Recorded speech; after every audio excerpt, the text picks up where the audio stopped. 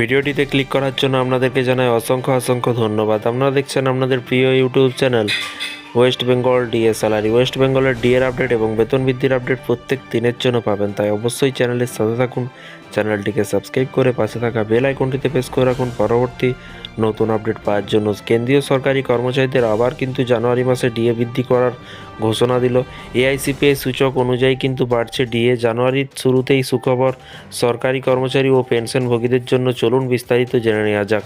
সরকারি কর্মচারী ও পেনশনারদের জন্য বছরের শুরুতেই আসতে পারে সুখবর। সূত্রের খবর অনুযায়ী কিন্তু 2025 সালে জানুয়ারিতে ফের মহার্ঘ ভাতা বা ডিএ বৃদ্ধি ঘোষণা করতে পারে কেন্দ্রীয় সরকার। মহার্ঘ ভাতা বৃদ্ধির সিদ্ধান্ত মূলত নির্ভর করে কিন্তু অল ইন্ডিয়া কনজিউমার প্রাইস ইন্ডেক্সের উপর। এটি দেশের মূল্যবৃদ্ধি একটি প্রধান সূচক। প্রতি 6 মাস অন্তর কিন্তু সরকারের কাছে মূল্যবৃদ্ধির তথ্য আসে, যা জানুয়ারি, জুন এবং জুলাই, ডিসেম্বরের গড় হিসাব করে দেখা হয়। এই ভিত্তিতে কিন্তু ডিএ বৃদ্ধির সিদ্ধান্ত নেওয়া হয়। গত অক্টোবর মাসে কিন্তু কেন্দ্রীয় সরকার 3% মহার্ঘ ভাতা বৃদ্ধি করেছে বা বৃদ্ধি করার ঘোষণা করেছিল।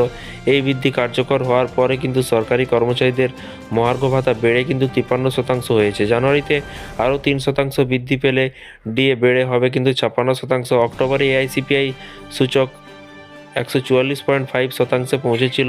এর ভিত্তিতে কিন্তু অনুমান করা যাচ্ছে জানুয়ারিতে মহার্ঘ ভাতা 3% বাড়বে। এর ফলে সরকারি কর্মচারী বেতন এবং পেনশনের সরাসরি প্রভাব পড়বে। মহার্ঘ ভাতা বৃদ্ধি হলে সরকারি কর্মচারী ও পেনশনারদের বেতন বা পেনশনের উল্লেখযোগ্য পরিবর্তন আসবে। কেন্দ্রীয় সরকার সাম্প্রতিক জানিয়ে দিয়েছে যে বর্তমানে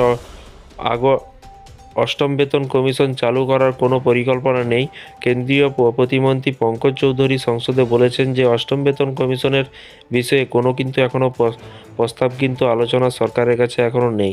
তবে যখনই নোটিফিকেশন বেরোবে অবশ্যই আপনারা এই চ্যানেল থেকে সবার প্রথমে পাবেন, তাই চ্যানেলটিকে সাবস্ক্রাইব করে রাখুন এবং পশ্চিমবঙ্গ রাজ্য সরকারি কর্মচারীদের ডিএ মামলার শুনানি এবং সংগ্রামী যৌথ মঞ্চের সমস্ত রকমের লেটেস্ট আপডেট পেতে চ্যানেলটিকে ফলো করতে ভুলবেন না। ভালো থাকবেন, সুস্থ থাকবেন এবং নিজের খেয়াল রাখবেন। Thank you.